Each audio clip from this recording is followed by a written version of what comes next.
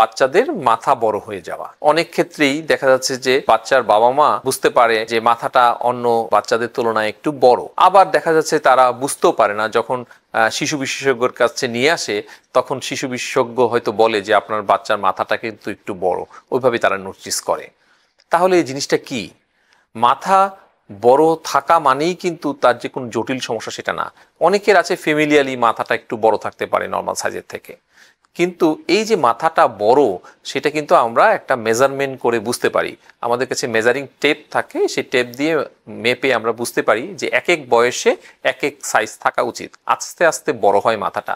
সাধারণত 2 বছর বয়স এবং অ্যাডাল্ট বড় মানুষের বয়সের মাথার সার্কামফারেন্সটা একই থাকে, তবে কিছু কিছু ক্ষেত্রে 1/2 সেন্টিমিটার বাড়তে পারে এবং সেটা 1 সেন্টিমিটার বেশি বাড়ে না, এবং সেই জন্য বলা হয় যে 7 বছর পর্যন্ত কিন্তু মাথাটা একটু বড় হতে পারে। তাহলে এখন মাথা বড় হয়ে যাওয়া, তাহলে আমরা এটাকে ম্যাক্রোকেফালি যেটাকে বলি, সেটা কিন্তু তাহলে ফ্যামিলিয়াল হতে পারে।